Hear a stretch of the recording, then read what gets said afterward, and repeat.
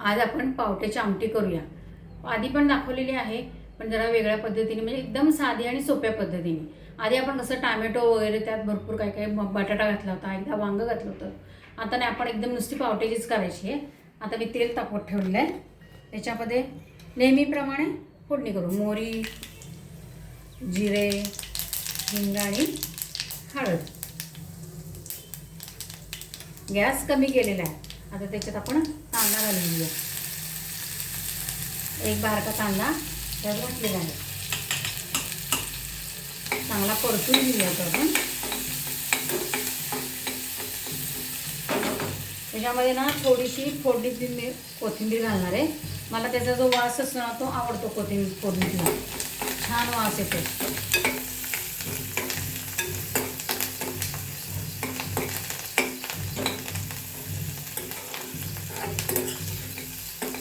तुम्ही फोडणीमध्ये जर तिखट मीठ घातलं, मसाला वगैरे, तर त्याला तवंग पण येतो आणि खूप तिखट झणझणीत होते। जर तुम्हाला मीडियम करायची असेल तर तुम्ही उकळताना आमटी किंवा भाजी उकळताना त्याच्यामध्ये तिखट घालायचं, नाही तर थोडंसं ह्याला रंग यावा म्हणून थोडंसं अगदी किंचित असं तिखट आणि मसाला टाकायचा आणि वरतून परत थोडासा मसाला जेवढा चवीप्रमाणे पाहिजे तेवढा घालून घ्यायचा। फोडणीमध्ये थोडासा तिखट आणि गोडा मसाला घालून घ्यायचा आहे, म्हणजे त्याचा तवंग येतो। आणि थोडं म्हणजे चवीप्रमाणे मीठ घालून घ्यायचं त्याच्यामध्ये। आता हे सगळं आपण हलवून घेऊया आणि ह्याच्यामध्ये आता हे पावटे मी सोलून धुवून आणि कुकरमध्ये शिजवून घेतलेले आहेत, म्हणजे चांगले शिजले जातात, कच्चे राहत नाही आणि शिजायला पण पटकन आमटी व्हायला वेळ लागत नाही। पावट्यात शिजवताना जे पाणी असतं की नाही, ते पाणी घालायचं बघा त्याच्यामध्ये, म्हणजे त्याचा वास छान येतो आणि चव पण चांगली लागते त्याची, आणि पावट्याचा सगळा त्याच्यात अर्क उतरलेला असतो।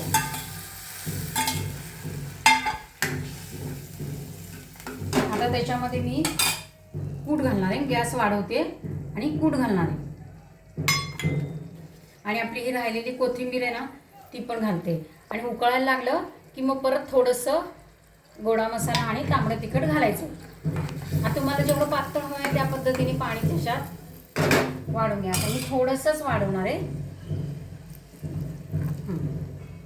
आता आमटी छानपैकी उकळून द्यायची।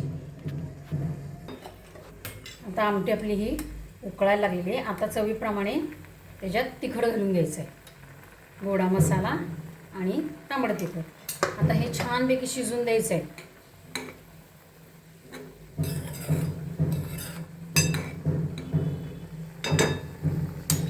शिजून देऊया आपण जरा उकळून, म्हणजे मग कसं होईल, मसाला पण चांगला पचला जातो आणि त्याची चव पण चांगली लागते।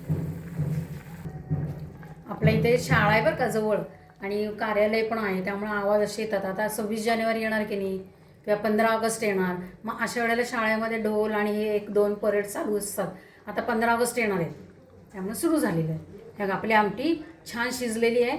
आता मी गॅस घालवते, मस्त वास येतोय, छान लागते। साध्या आणि सोप्या कमी मसाल्यांमध्ये करून खायची। लाईक, शेअर आणि सबस्क्राईब करायचं।